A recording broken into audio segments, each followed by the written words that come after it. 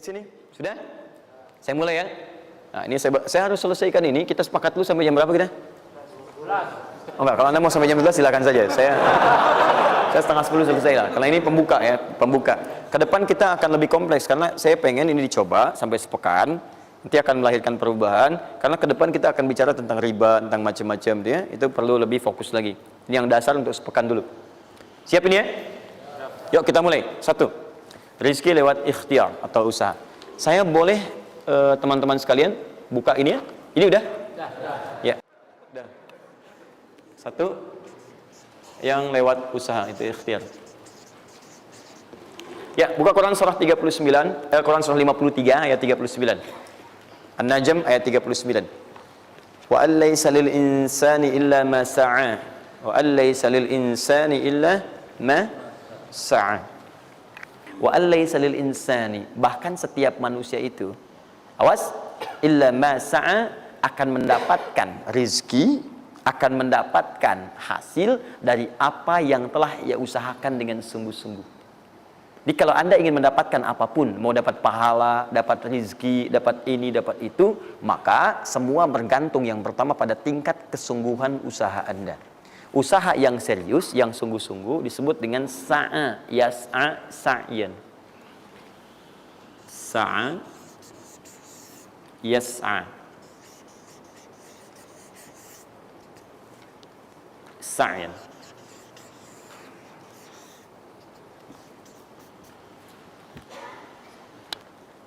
Ini sa'a, yas'a, sa'yan tidak disebutkan dalam bahasa Arab kecuali menunjuk satu usaha yang sangat serius, sungguh-sungguh.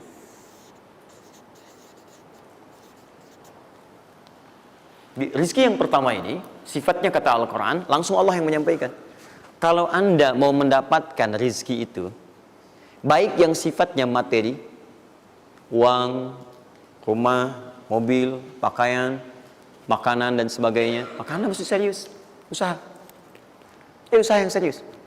Saya belum bicara bagaimana cara usahanya, tapi Quran ingin membangun komitmen dulu. Anda mau usaha enggak? Anda usaha, saya kasih kata Allah.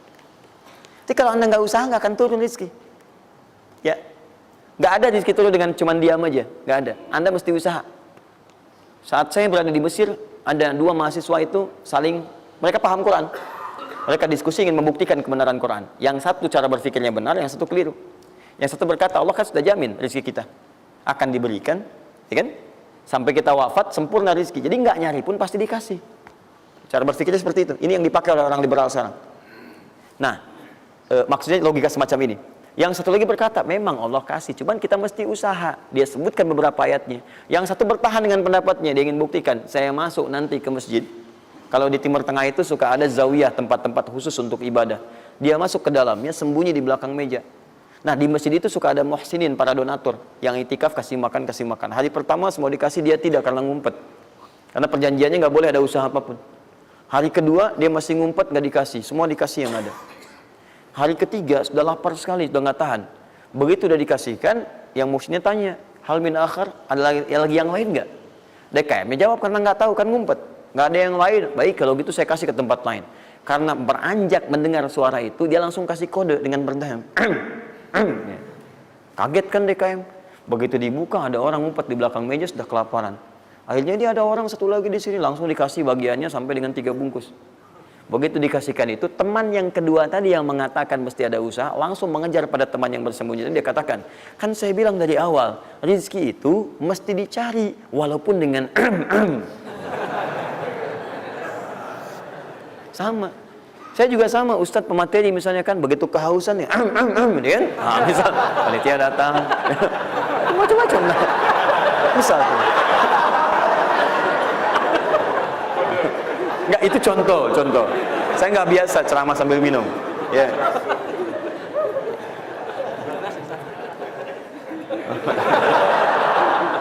Jelas ya? Nah, jadi prinsip yang pertama, kita harus punya komitmen yang kuat dengan Allah. Kata Allah, kerja ya kerja. Kata Allah, usaha ya usaha, jangan diam. Di usaha itu sepanjang keluar yang disebut usaha dari dalam tubuh kita, kaki melangkah, tangan bergerak gitu kan, kemudian mulut berbicara, bersuara, atau telunjuk menunjuk aja, ada usaha, rezeki turun. Apa butuh pembuktian lagi? Tuh lihat di beberapa belokan-belokan tuh, cuman orang begini aja, prit, 1.000. 1.000, makasih Pak. 2.000, makasih bos. Ya kan? 5.000, paman. Om. Wah, jelas ya? Paham ya?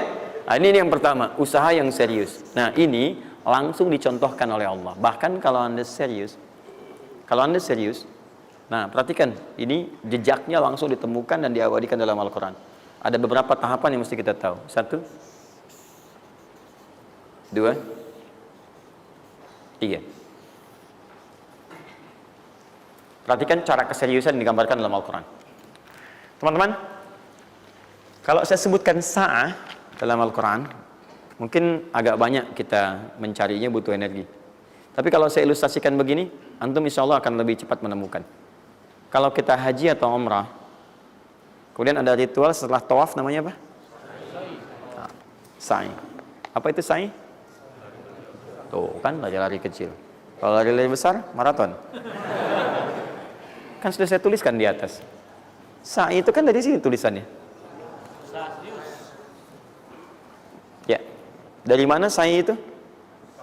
Safa ke Marwah. Ya, buka Quran surah kedua ayat 158.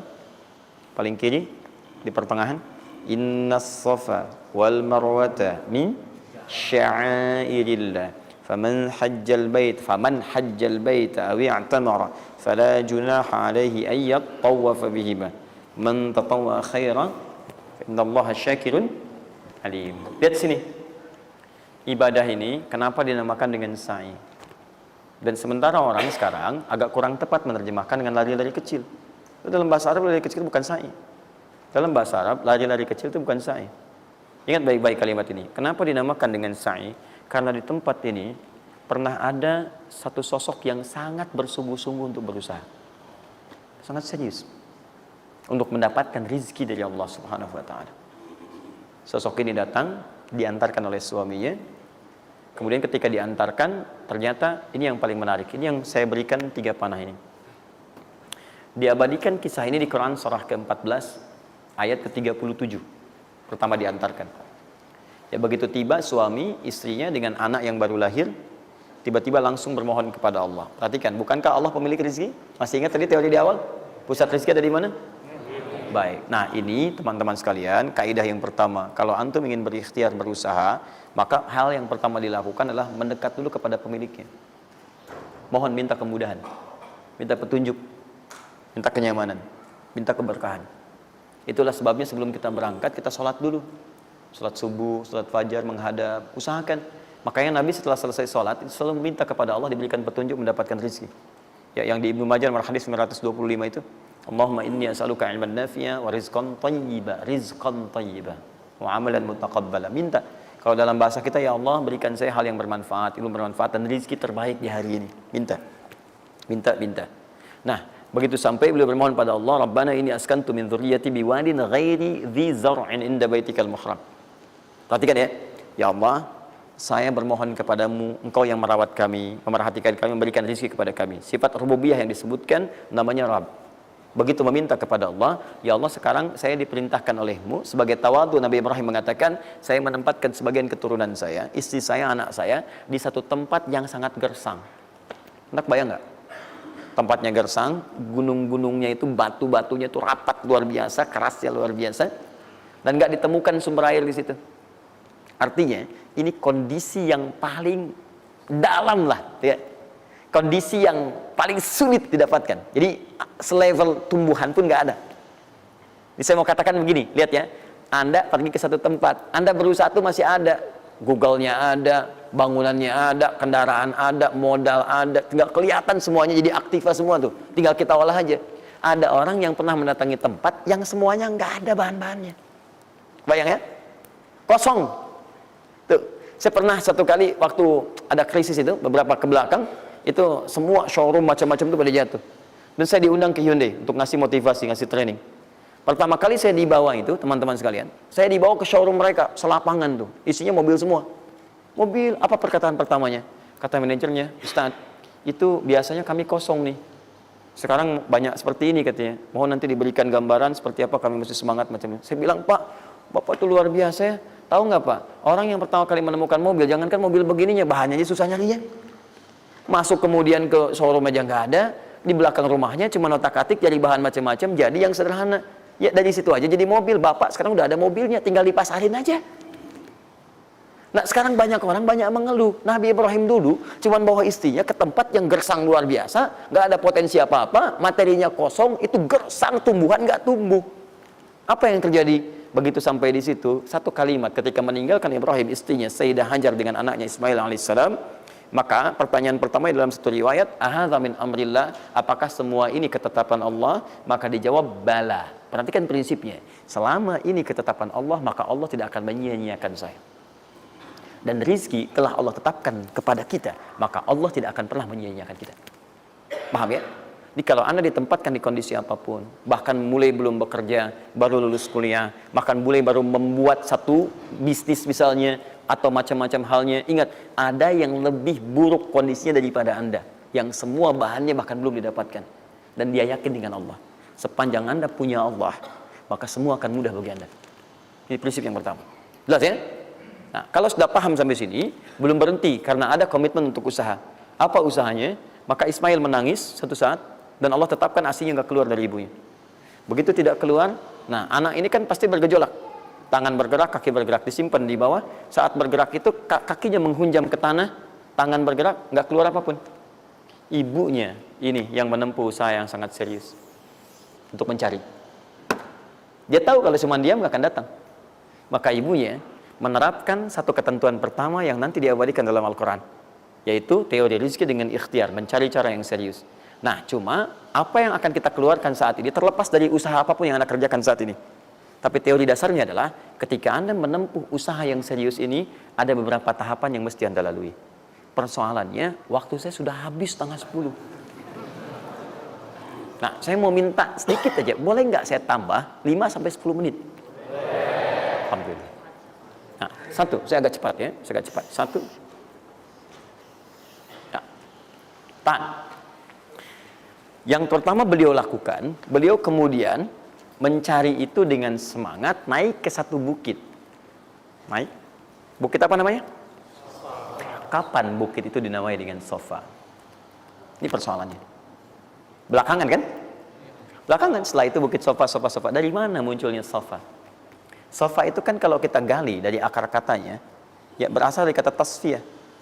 Ya, Sofa, yasfi, sofyan, wa tasfiyatan, wa sofian, wa sufyanan. Kalau pakai sin, sufyan, kalau pakai sod, sufyanan. Sofiyun. Tasfiyah artinya menyaring sesuatu yang kotor, sehingga yang bersih aja yang kelihatan. Kalau Anda menyaring sesuatu, saring, bersihnya itu ada, kotornya hilang, dibuang. Itu namanya tasfiyah. Pakai ta, sod, fa, ya, ta. Ini hasilnya disebut dengan sofa. Orangnya disebut dengan sofi atau sufi, perempuannya disebut dengan sofia. Jadi kalau ada yang namanya misalnya sufi atau sofia, ini orang yang mampu menyaring segala yang kotor dalam dirinya sehingga yang keluarnya yang baik-baik aja. Kalau bicara ada yang provokasi, mau ngucapkan yang kotor dia tahan, keluarnya yang baik. Mau melihat ada yang kotor dia palingkan, dia yang baik. Itu sofia. Perempuannya, laki-lakinya sofi, ya, atau sufi. Baik. Nah, Sofa, kenapa disebut dengan Sofa bukitnya? Karena pada saat itu, walaupun tidak ada modal, situasinya sulit, beliau bisa menyaring keadaan dirinya, sehingga menghilangkan yang kotor-kotor dalam benaknya, dan yang ada cuma prasangka baik kepada Allah Subhanahu wa Ta'ala. Maksudnya Pak, kalau Anda ingin memulai usaha, sehebat apapun, walaupun gak ada modal, gak ada apapun, hal pertama modal terbaik yang Anda mesti lakukan adalah berprasangka baiklah kepada Allah Subhanahu wa Ta'ala. Sofa. Positive thinking kepada Allah. Allah sudah janjikan kepada saya, maka saya akan memenuhi apa yang Allah perintahkan. Dan akhirnya Allah memberikan apa yang dijanjikan. Betul ya? Kalau Anda memulai dengan perasaan yang baik, yang positif, nanti Allah akan angkat Anda berada di puncak seperti Sayyidah Hajar naik ke atas bukit itu. Betul ya? Dan perasaan Anda pun akan enak.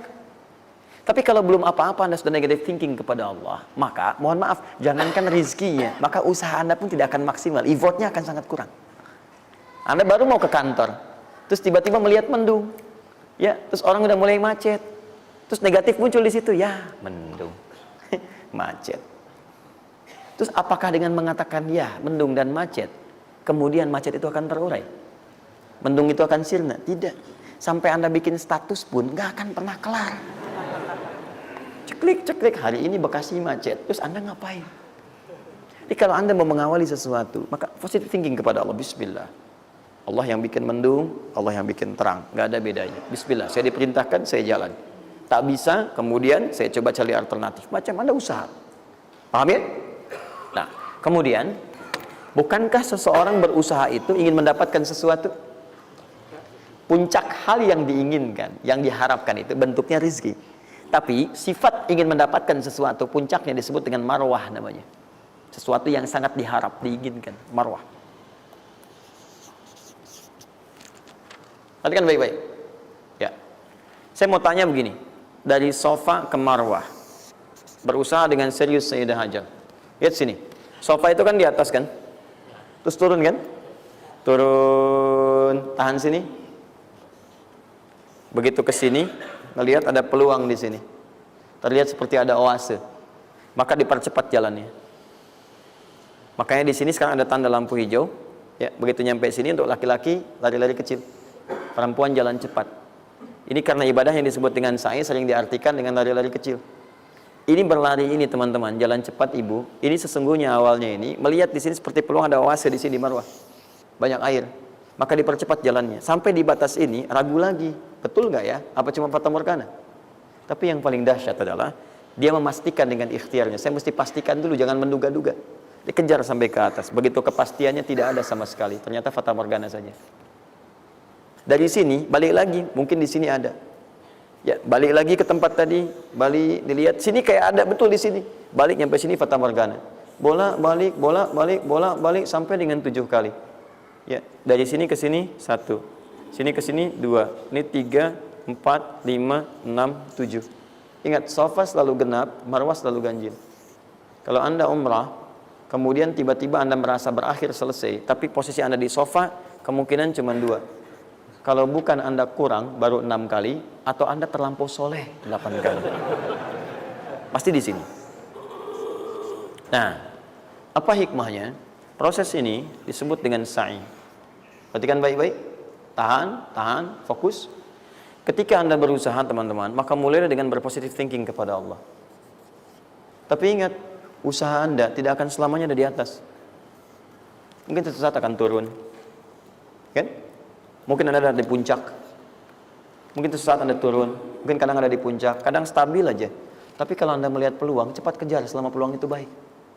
Itulah yang dimaksud kompetisi yang sehat. Anda dapatkan kejar. Ada tender, ikut tender dengan cara yang baik, cara yang normal. Ikut. Kalaupun bukan rezeki Anda, nggak ada masalah. Dan jangan pernah macam-macam lah. Saya dah ajar kan nggak pernah nyogok sama malaikat. Malaikat cepat sini dah gitu. Saya kan di sini Nabi gitu ya. Kau minta apa saya kasih, kan nggak pernah. Ya biasa aja bolak-balik. Ya walaupun mungkin ketika Anda kejar itu bukan bagian Anda, mungkin cuma fata morgana, nggak ada masalah. Saya kasih rahasia besarnya. Sepanjang Anda betul-betul ikhtiar dilakukan karena Allah, maka perhatikan baik-baik.